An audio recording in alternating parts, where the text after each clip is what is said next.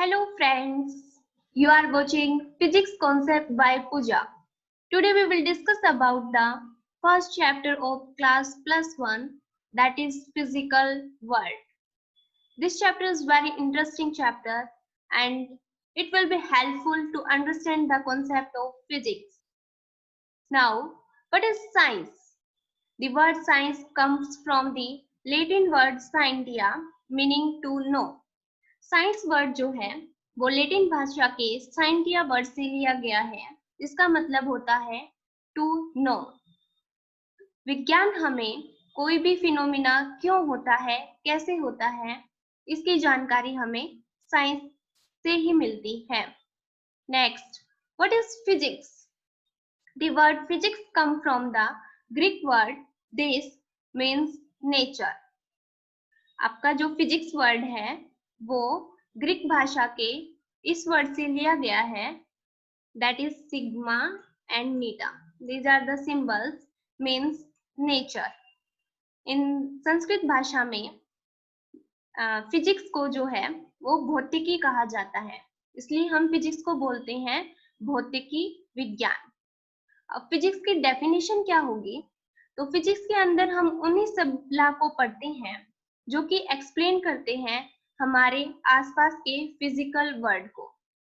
Meaning environment में जितने भी फिनोमिना हो रहे हैं उनको एक्सप्लेन हम फिजिक्स की मदद से कर सकते हैं। फॉर एग्जाम्पल के लिए, स्काई का कलर ब्लू क्यों है? Due to the scattering of light. अगर मैं किसी चीज को किसी बिल्डिंग से नीचे डालती हूँ तो वो कितने टाइम के अंदर अर्थ पर गिरेगी, तो ये भी हमें इक्वेशन ऑफ मोशंस की हेल्प से पता चलता है, जो कि आप +1 क्लास में रीड करेंगे। जितने भी प्लैनेट्स हैं वो सन के अराउंड रिवॉल्व कर रहे हैं, किस वजह से? Due to the gravitation force की वजह से। तो ये भी आपका ग्रेविटेशन का पूरा चैप्टर है +1 के अंदर, ये भी आप रीड करेंगे। और जैसे कि पौधों के अंदर जो है वो पानी किस तरह से ऊपर पहुंचता है, due to the capillary action की वजह से। तो हमारे आसपास जितने भी फिजिकल फिनोमिना हो रहे हैं उन सभी क्वेश्चंस के जवाब हमें फिजिक्स की हेल्प से पता चलते हैं। Now next, what is the relation of physics to other sciences? हमारी फिजिक्स जो है वो अदर साइंसेस में किस तरह से हेल्पफुल है? तो सबसे पहले हम देखते हैं physics in relations to the mathematics. Maths के साथ फिजिक्स का कैसा रिलेशन है? तो फिजिक्स जो है वो कंप्लीट नहीं है मैथ्स के बिना। अगर हम कंपेयर करें, अगर हम फिजिक्स को किंग कहेंगे तो मैथमेटिक्स क्या है? क्वीन है। क्योंकि फिजिक्स के अंदर जितनी भी मैथमेटिकल इक्वेशंस होती हैं वो हम सभी मैथ्स की हेल्प से सोल्व करते हैं। तो फिजिक्स के बिना मैथ्स अधूरा है और मैथ्स के बिना जो है वो फिजिक्स अधूरी है। नेक्स्ट देखते हैं फिजिक्स का केमिस्ट्री में क्या रिलेशंस है। फिजिक्स जो है वो केमिस्ट्री में किस तरह से हेल्पफुल रहती है? तो the study of structure of atom by the X ray diffraction. किसी भी क्रिस्टल के अंदर एटम किस तरह से अरेंज है वो हमें फिजिक्स की हेल्प से पता चलता है। फिजिक्स के अंदर हम एक फिनोमिना रीड करते हैं, एक्स-रे डायफ्रैक्शन, जिसकी हेल्प से हमें क्या पता चलता है कि किसी भी क्रिस्टल के अंदर जो है वो एटम किस तरह से अरेंज है। ठीक है, यदि हमें किसी क्रिस्टल का स्ट्रक्चर बताना है तो हम वो फिजिक्स के एक्स-रे डायफ्रैक्शन फिनोमिना की हेल्प से बता सकते हैं। एक फिनोमिना हम पढ़ेंगे क्लास +2 के अंदर, रेडियो एक्टिविटी। तो केमिस्ट्री के जितने भी एटम्स हैं वो कोई भी एटम जो है वो रेडियो एक्टिव है या नहीं है वो भी हम इस फिनोमिना की हेल्प से बता सकते हैं। अब रेडियो एक्टिविटी क्या होता है कि जितने भी एटम्स हैं जिनका एटॉमिक नंबर 83 या 83 से ग्रेटर है तो वो सभी अनस्टेबल हो जाते हैं। ठीक है, और वो स्टेबल होने के लिए अपने अंदर से जो है वो रेडिएशन एमिट करते हैं, अल्फा, बीटा एंड गामा। ठीक है, तो जो ये आपका रेडियो एक्टिव प्रोसेस है वो कैसा प्रोसेस है? न्यूक्लियर प्रोसेस है, क्योंकि ये न्यूक्लियस के अंदर ही होते हैं। ठीक है, न्यूक्लियस के अंदर क्या होता है? न्यूट्रॉन एंड प्रोटॉन होते हैं। ठीक है। तो जो रेडियो एक्टिव प्रोसेस है वो कैसा प्रोसेस है? न्यूक्लियर प्रोसेस है। तो फिजिक्स किस तरह से हेल्पफुल है केमिस्ट्री में? एक तो किसी भी क्रिस्टल का के अंदर जो एटम्स का अरेंजमेंट है वो किस तरह से है, ये हमें फिजिक्स बताती है। सेकेंडली, कोई भी एटम रेडियो एक्टिव है या नहीं है, ये हमें फिजिक्स बताती है। नेक्स्ट हम देखते हैं कि फिजिक्स का रिलेशन बायोलॉजी के साथ कैसे है। तो फिजिक्स ने इंस्ट्रूमेंट बना के दिए हमें, optical microscope, simple microscope, compound microscope, electron microscope, ये सभी फिजिक्स की ही देन है, जिसकी हेल्प से हम बायोलॉजी के अंदर जितने भी सैंपल्स होते हैं, बायोलॉजिकल सैंपल्स, उनकी स्टडी करते हैं। जैसे कि प्याज की झिल्ली देखना, तो ये सब हम किसकी हेल्प से कर पाते हैं? कंपाउंड माइक्रोस्कोप की हेल्प से। तो बायोलॉजी में भी हमारी फिजिक्स जो है वो काफी इंपॉर्टेंट रोल प्ले करती है। नेक्स्ट आता है physics in relation to the astronomy. Physics का एस्ट्रोनॉमी में क्या इंपॉर्टेंस है? तो जो जाइंट एस्ट्रोनॉमिकल टेलीस्कोप बनाया है फिजिक्स ने, जिसकी हेल्प से हम स्काई के अंदर जितने भी प्लैनेट्स हैं एंड हेवनली बॉडीज हैं उनको देख सकते हैं। फिजिक्स ने जितने भी इंस्ट्रूमेंट दिए हैं वो काफी यूजफुल है। अगर टेलीस्कोप न बना होता तो हम जो आकाश की स्टडी कर रहे हैं प्लैनेट्स एंड हेवनली बॉडीज की, तो वो नहीं कर पाते। नेक्स्ट है fundamental principle in physics. Physics के अंदर टू इंपॉर्टेंट प्रिंसिपल्स हैं। फर्स्ट है यूनिफिकेशन एंड सेकंड वन है रिडक्शनिज्म। सबसे पहले हम पढ़ते हैं यूनिफिकेशन क्या होता है।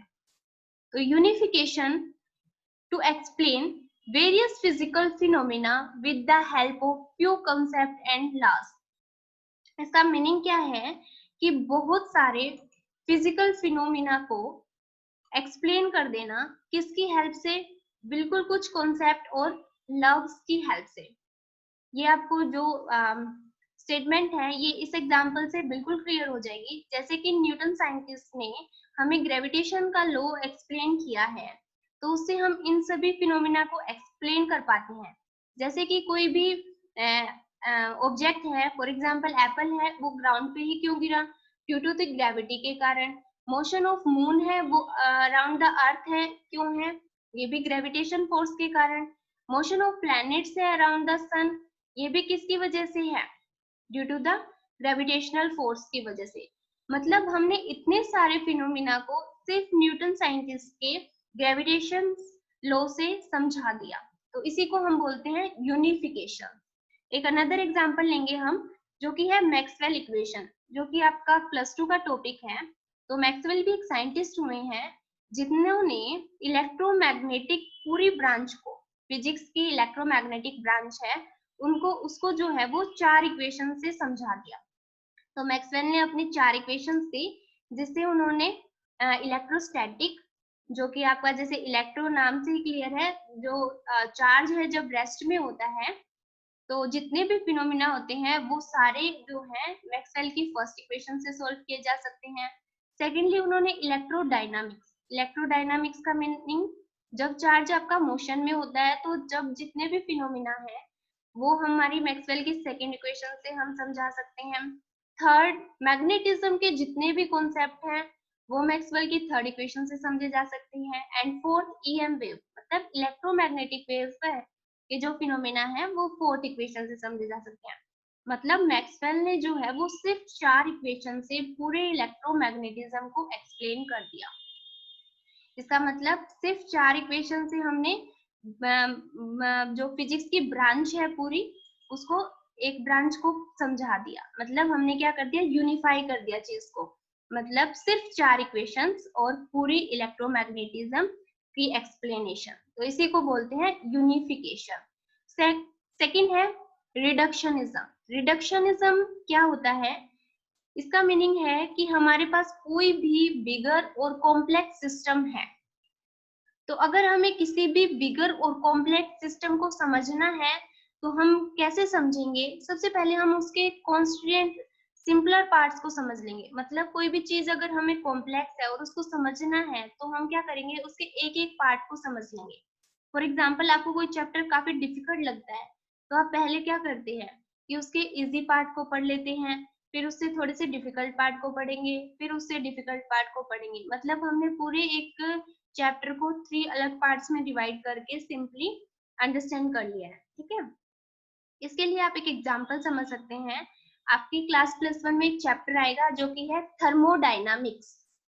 थर्मोडायनामिक्स मतलब हीट से रिलेटेड जितने भी फिनोमिना है वो इस चैप्टर में आप रीड करेंगे। तो यहाँ पर हम इसमें क्या करते हैं, जो हमारी बल्क सिस्टम है इसमें मैक्रोस्कोपिक क्वांटिटीज क्या से होती हैं।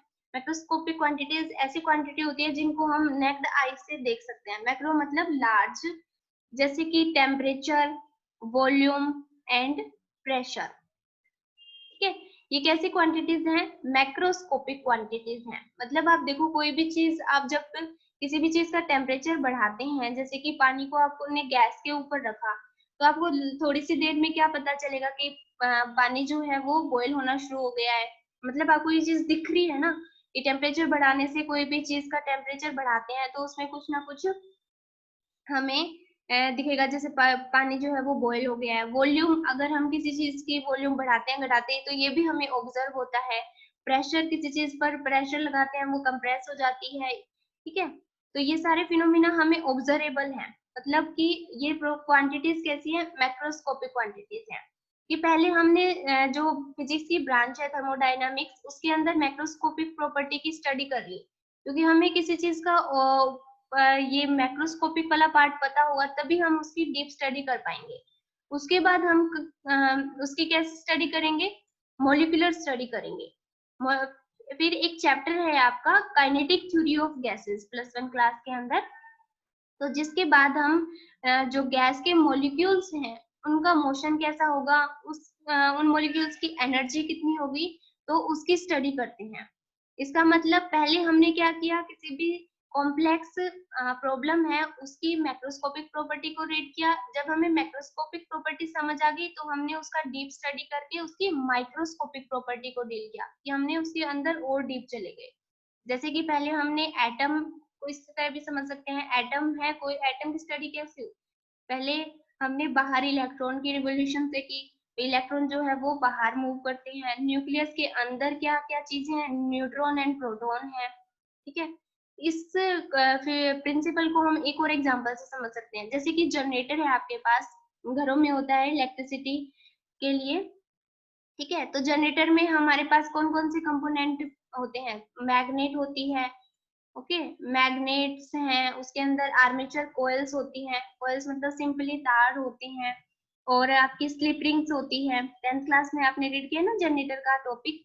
तो सबसे पहले अगर हमें उसके फंक्शन को समझना है, जनरेटर के फंक्शंस को, तो हम क्या रीड करेंगे, इन मैग्नेट्स का काम क्या है, कॉइल्स क्या काम आती हैं, और जो आपकी स्लिप रिंग्स हैं इनका क्या काम है, कार्बन ब्रशेस हैं इनका क्या काम है। तो सभी पहले अलग अलग कंपोनेंट के फंक्शन को समझ लिया, जिससे हमें इजिली जो है वो जनरेटर का फंक्शन समझ आ गया, ठीक है। तो ये दो फिनोमिना होते हैं, यूनिफिकेशन एंड रिडक्शनिज्म। नेक्स्ट हमारे पास आता है कि फिजिक्स एंड टेक्नोलॉजी कैसे आपस में रिलेट है। तो new physics give rise the new technology. हम कोई भी न्यू फिजिक्स पढ़ते हैं तो उससे हमारी एक नई टेक्नोलॉजी डेवलप हो जाती है। फॉर एग्जाम्पल, आपने इलेक्ट्रोमैग्नेटिज्म फिनोमिना पढ़ा है। इलेक्ट्रोमैग्नेटिज्म क्या है, एक फिनोमिना होता है जो कि +2 क्लास का टॉपिक है। ये फिनोमिना पढ़ने के बाद ही अल्टरनेटिंग करंट जो है वो स्टडी में आया, और अल्टरनेटिंग करंट से ही हमारे पास हमने जनरेटर और ट्रांसफॉर्मर बनाए, ठीक है, जिसकी हेल्प से हमारे घरों में आज एसी करंट आ रहा है। तो हमने क्या है, कोई नई फिजिक्स पढ़ी जिससे हमने एक नई टेक्नोलॉजी बना दी, ठीक है। इसी तरह से सेकंड एग्जांपल हम देखते हैं, इलेक्ट्रोमैग्नेटिक वेव। ये भी आपका +2 क्लास का चैप्टर है। इलेक्ट्रोमैग्नेटिक वेव की हमने स्टडी की, जिससे हमने क्या बना दिया, वायरलेस कम्युनिकेशन। तो आज जितना भी वाईफाई है, इंटरनेट है, ये सभी वायरलेस कम्युनिकेशन की ही देन है। तो हमने एक नई फिजिक्स पढ़ी जो कि है EM वेव, यानी कि इलेक्ट्रोमैग्नेटिक वेव, ठीक है। तो उससे हमने टेक्नोलॉजी कौन सी डेवलप कर ली, वायरलेस कम्युनिकेशन, और जिसकी हेल्प से हमने क्या किया, वाईफाई और इंटरनेट बना दिया, जो कि आज आप देख ही रहे हो कितने यूजफुल हैं। थर्ड हमारे पास अदर एग्जांपल लेते हैं हम, सेमीकंडक्टर। तो सेमीकंडक्टर भी आपका +2 का टॉपिक है। तो सेमीकंडक्टर जब फिजिक्स स्टडी में आई तो इसकी स्टडी की साइंटिस्टों ने तो हमारे पास उन्होंने सिलिकॉन चिप बना दी।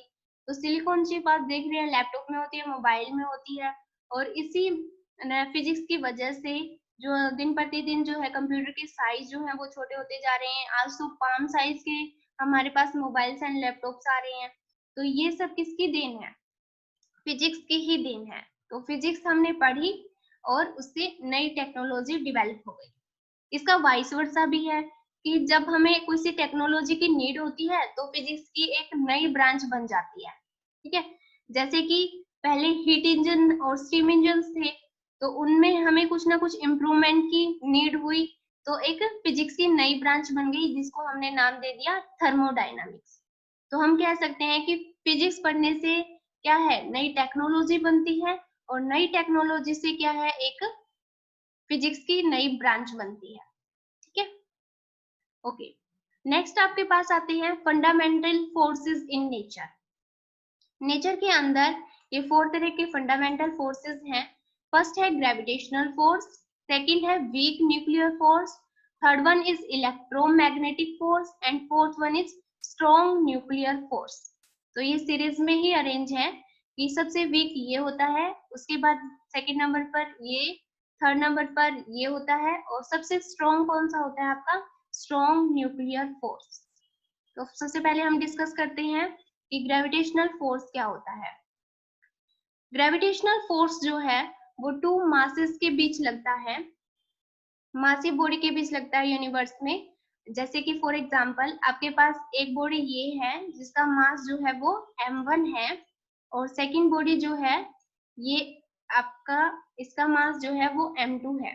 ये दोनों बॉडीज जो हैं वो r डिस्टेंस पर रखी हुई हैं। तो इनके बीच जो ग्रेविटेशनल फोर्स है वो कितना लगेगा? इसके इक्वल। जो फोर्स है वो डायरेक्टली प्रोपोर्शनल तो होगा मासेस के प्रोडक्ट के इक्वल, m1 इंटू में m2, और इनवर्सली प्रोपोर्शनल होगा दिन के डिस्टेंस के स्क्वायर के इक्वल। तो ये जो हम डायरेक्टली प्रोपोर्शनलिटी का साइन हटा के यहाँ पर एक कांस्टेंट g लगाते हैं, तो g को क्या बोलते हैं? यूनिवर्सल ग्रेविटेशनल कांस्टेंट, जिसकी वैल्यू कितनी होती है? 6.67 इंटू में 10 की पावर -11। ठीक है, मतलब यहाँ से हम क्या समझ सकते हैं, अगर इन मासिव बॉडी को दूर लेके जाओगे तो डिस्टेंस बढ़ाओगे तो फोर्स क्या हो जाएगा? कम हो जाएगा। जो ये फोर्स है ये वीकेस्ट फोर्स होता है सबसे नेचर के अंदर। ये जो फोर्स है ये लॉन्ग रेंज तक लगता है। ठीक है, इन्फिनिटी तक भी हम कह सकते हैं कि इसकी रेंज होती है। ये फोर्स जो है वो लॉन्ग रेंज का फोर्स होता है। It does not require any medium to act. इसको लगने के लिए किसी मीडियम की रिक्वायरमेंट नहीं है। फॉर एग्जाम्पल ये मून और अर्थ के बीच लग रहा है तो वहां स्पेस है, तो उसको मीडियम की रिक्वायरमेंट नहीं है। और ये अट्रैक्टिव इन नेचर होता है। इसका नेचर कैसा होता है?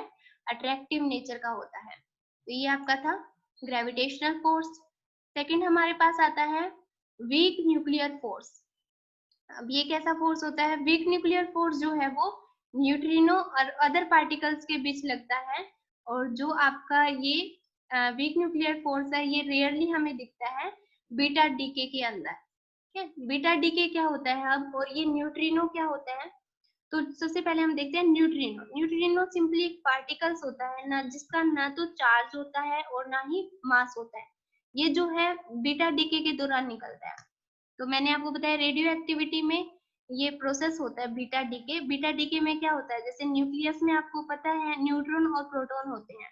तो जब एक प्रोटॉन जो है वो न्यूट्रॉन में कन्वर्ट होता है तो हमारे पास यहाँ पर एक पॉजिट्रॉन निकलता है।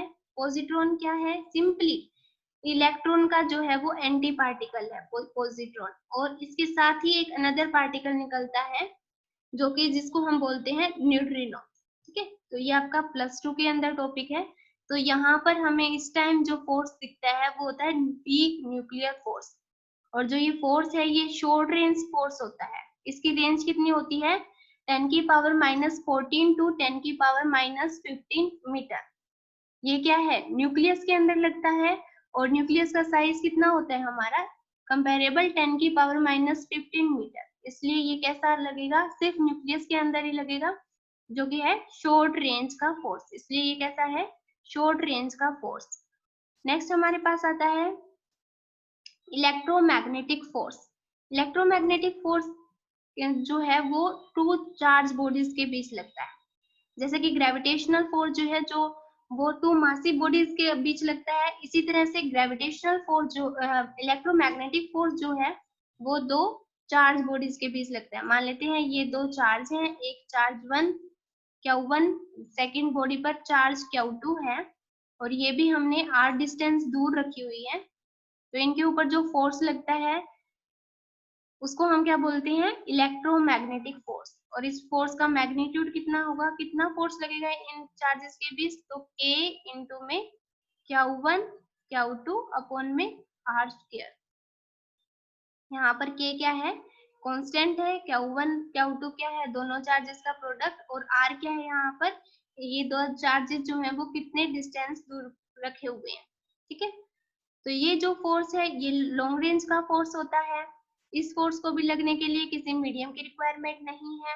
ये जो फोर्स है ये स्ट्रॉन्ग फोर्स होता है, और जो ये फोर्स है ये अट्रैक्टिव एंड रिपल्सिव दोनों तरह के नेचर का हो सकता है, क्योंकि चार्जेस जो हैं वो पॉजिटिव भी हो सकते हैं और नेगेटिव भी हो सकते हैं। अगर दोनों पॉजिटिव हुए तो रिपल्सिव फोर्स होगा, क्योंकि सिमिलर चार्जेस क्या करते हैं, रिपेल करते हैं एक दूसरे को, और अगर अपोजिट चार्जेस हुए तो एक दूसरे को क्या करेंगे, अट्रैक्ट करेंगे। इस तरह से ये फोर्स जो है वो अट्रैक्टिव भी हो सकता है और रिपल्सिव भी हो सकता है। नेक्स्ट हमारे पास आता है स्ट्रॉन्ग न्यूक्लियर फोर्स। अब ये सबसे स्ट्रॉन्ग फोर्स है नेचर के अंदर, ये हमारा न्यूक्लियस के में ही लगता है। न्यूक्लियस में क्या होते हैं, न्यूक्लियन होते हैं। न्यूक्लियन हम किसे बोलते हैं, न्यूट्रॉन और प्रोटॉन को। तो ये फोर्स न्यूट्रॉन न्यूट्रॉन के बीच लगेगा, प्रोटॉन प्रोटॉन के बीच लगेगा, एंड प्रोटॉन न्यूट्रॉन के बीच भी लगेगा। इस फोर्स की एक खास बात है कि ये जो है चार्ज इंडिपेंडेंट होता है। ये फोर्स जो है वो चार्ज पर डिपेंड नहीं करता। इसका मीनिंग जितना फोर्स न्यूट्रॉन प्रोटॉन के बीच लगेगा उतना ही फोर्स प्रोटॉन प्रोटॉन के बीच लगेगा, उतना ही फोर्स न्यूट्रॉन न्यूट्रॉन के बीच लगेगा, क्योंकि ये चार्ज पर डिपेंड नहीं करता। ये भी न्यूक्लियस के अंदर लगता है, इसलिए शॉर्ट रेंज का फोर्स है। और न्यूक्लियर का साइज कितना होता है, अप्रोक्सीमेट 10 की पावर -15 मीटर, जिसको हम क्या बोलते हैं, फर्मी भी बोलते हैं। ठीक है, तो ये आपके चार तरह के फंडामेंटल फोर्स हैं। नेचर के अंदर जितने भी फोर्सेस होंगे वो सभी इन्हीं फोर्सेस के अंडर आएंगे। तो ये आपका फर्स्ट चैप्टर के बारे में जो कॉन्सेप्ट था वो सभी मैंने डिस्कस कर दिए हैं। आई होप आपको समझ आया होगा। Thanks for watching.